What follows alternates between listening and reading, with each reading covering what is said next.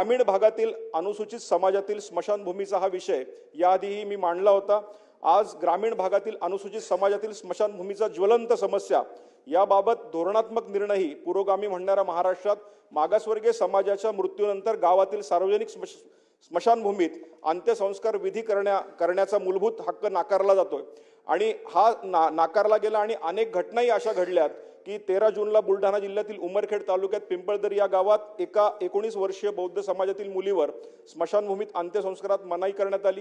यानंतर बीड जिल्ह्यातील गेवराई तालुक्यातील सिंदगड गावातही सार्वजनिक स्मशानभूमीतील मातंग समाजातील व्यक्तीचा अंत्यसंस्कार करण्यास गावातील प्रस्थापितांनी विरोध केला आणि ही घटना घडल्यानंतर माननीय मुख्यमंत्री यांच्याशी आम्ही चर्चा केली आणि त्यानंतर स्मशानभूमी या विषयावर माननीय मुख्यमंत्र्यांनी तातडीनं त्या ठिकाणी एक समिती गठीत केली। त्या समितीवर आम्ही सर्व काम करत आहोत, पण या विषयात प्रायोरिटीने लक्ष देणं तेवढंच गरजेचं आहे। ग्रामीण भागातील अनुसूचित समाजातील स्मशानभूमीचा हा विषय याआधीही मी मांडला होता।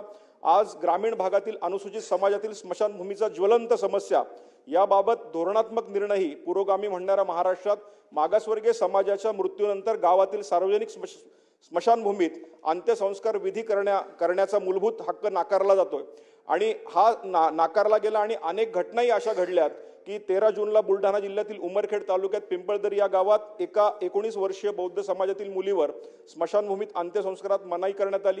यानंतर बीड जिल्ह्यातील गेवराई तालुक्यातील सिंदगड गावातही सार्वजनिक स्मशानभूमीतील मातंग समाजातील व्यक्तीचा अंत्यसंस्कार करण्यास गावातील प्रस्थापितांनी विरोध केला आणि ही घटना घडल्यानंतर माननीय मुख्यमंत्री यांच्याशी आम्ही चर्चा केली आणि त्यानंतर स्मशानभूमी या विषयावर माननीय मुख्यमंत्र्यांनी तातडीनं त्या ठिकाणी एक समिती गठीत केली। त्या समितीवर आम्ही सर्व काम करत आहोत, पण या विषयात प्रायोरिटीने लक्ष देणं तेवढंच गरजेचं आहे।